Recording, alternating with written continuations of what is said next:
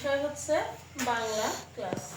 Bangla class আমরা এমন একটা গল্প পড়ব যেখানে গল্পটার বিষয়বস্তু হচ্ছে একটা মেয়েকে কেন্দ্র করে। মেয়েটা ছিল হচ্ছে বোবা।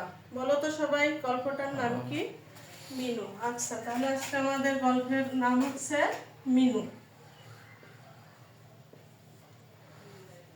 বলো তো মিনু গল্পের লেখক কে? মিনু গল্পের লেখক হচ্ছে বনফুল। বনফুলের প্রকৃত নাম কি?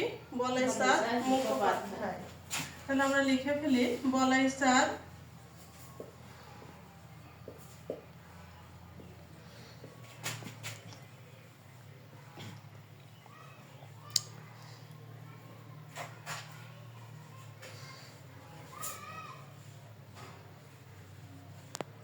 বলাই স্যার মুখোপাধ্যায়। একটু পড়া লাগবে আমাদের। মূল বই বের করো সবাই, মূল বই দেখো আছে 7 পেজে। বলাই স্যার মুখোপাধ্যায় মিনু গল্পটা সবাই একটু পড়ো 5 মিনিট। এবার বলো তো মিনু গল্পে কি পড়লে তোমরা? মিনু গল্পটা, মিনু ছিল একটা বোবা মেয়ে, ঈশ্বর কালাও ছিল, তাই না? সে তারপরে সে কার কাছে থাকতো? সে দূর সম্পর্কে পিসিমার বাড়িতে থাকতো।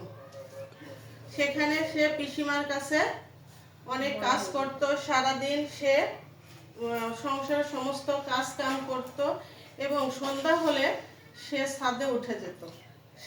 ছাদে যেয়ে দেখতো কি, যে একটা গাছ আছে কাঁঠাল গাছ, কাঁঠাল গাছে একটা হলুদ পাখি বসলো।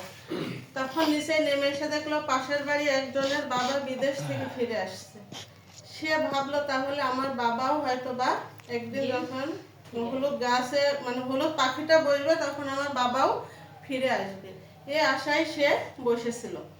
তার বন্ধু ছিল হচ্ছে ঘটি, পুটি, তারপরে হচ্ছে আর রাক্ষস ছিল হচ্ছে চুলা এবং মিটসেটকে সে রাক্ষসী ভাবতো। কারণ সে সবসময় ভাবতো যে চুলার ভিতরে খড়ি দিলে গপ গপ করে খেয়ে ফেলে, এই জন্য চুলাকে সে রাক্ষসী ভাবতো। আর গ্লাস, পুটি, ঘটি এগুলোকে সে সবসময় বন্ধু ভাবতো। এই হচ্ছে আজকে আমাদের মিনু গল্পের মূল বিষয়বস্তু। তাহলে আগামীকাল তোমরা পুরো গল্পটা সুন্দর করে সবাই পড়ে আসবা, ঠিক আছে?